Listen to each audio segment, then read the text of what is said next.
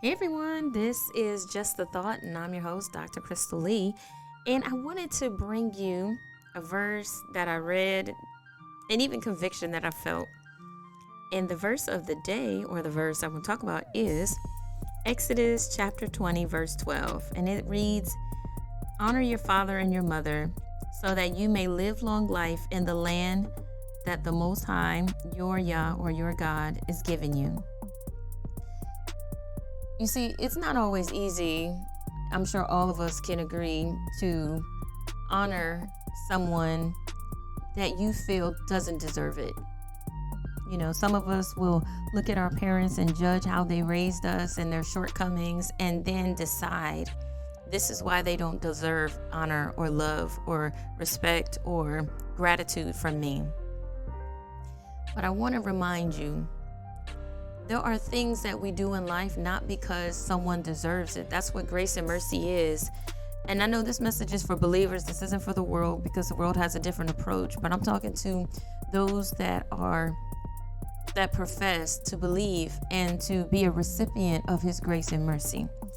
And being a recipient of the Most High, the Lord, it says that you may live long life in the land the Lord your God has given you. You see, that is not predicated on what they've done, what they haven't done, how they may have hurt you. And I'm not saying that to honor your parents means to throw your boundaries aside or to not understand how to honor them. But I would say that it does mean what the Father says it does. So when we have the chance to honor our parents, we are supposed to do that. And we do that not because we're expecting something from our parents. You know, we don't do the things that we do. Like, my parents ask me to do stuff all the time, and I'm like, Lord, I do not feel like doing this. And so, so I have to say, Father, but you know what? But I want to honor them because you told me to. So if this is something you want me to do, then I'm going to go do it. But if this is something that, you know, is their lesson, their test, or whatever, I'm going to stay out of this because I'm not trying to replace you in people's life, because sometimes people just got to go through, and I'm going to do a video on that because it's so necessary. But anyway, but this is about honoring them. And so if you have the chance to honor your parents, honor them while they're still here. I know, again, like sometimes we look at their parenting of us and try to dictate if they deserve it or not. But then I ask you the question, if you're not willing to forgive or to honor your parents, are you also creating the atmosphere for when your children get older not to want to honor you because you didn't do that? You didn't teach them that. You see, children and people learn by watching you. They don't learn by just what you say, because anybody can say anything. Oh, I honor my parents. But do you really? You know, do you really go visit them? Do you really call them? Do you really check up on them? Are you even grateful that you're alive? You know, if you can't respect nobody for nothing else, you know, we respect them because they brought us here. I love what Mrs. D said about her father. And she was saying how her father wasn't really there for her growing up. You know, he would call here and there and check in on her, but he was really caught up in the lifestyle that he wanted to create for himself.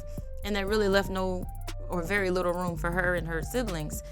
But when he was older and he was basically dying, you know, she was the one that reached out to him. She was the one that took care of him for the last year of his life. And in that year and a half, roughly, of his life, she was able to have the relationship she always wanted to have. But if she was not humble, if she was not willing to honor her father in ways she could, then she would have never had those wonderful moments to be able to say about her dad and to be able to share with her own children, and to even feel a void that was in her heart from when she was a child herself. And so I just want to encourage us, if there are, you know, parents that are still alive, you know, for us to honor them while we still can.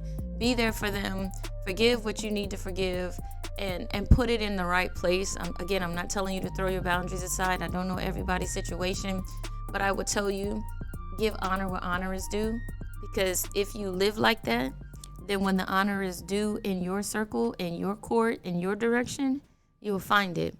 When you need grace and you need forgiveness and you need mercy, you'll find it. The Bible says if you have a ill will with your brother, let you go settle that first and then bring your gift and then pray and ask me for something. But a lot of times we skip that. We skip the simple things. We skip looking at the people we see and trying to forgive them and trying to work through those things because it's hard work. It's not easy to just forgive somebody. I know it sounds like, oh, I forgive you, because we don't really mean it. But when you really mean it, it carries a lot of weight and it does require work. So I encourage you to do the work that's necessary.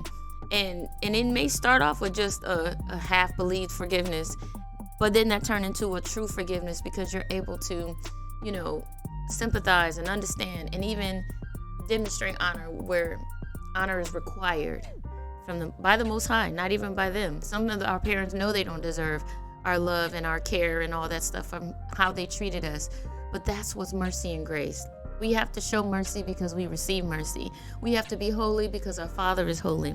So let you lead by example and know that the Father loves you and He sees what you're doing to honor your parents. He knows your heart towards them and He expects you to do what you can do to honor and respect them as long as they live on this earth.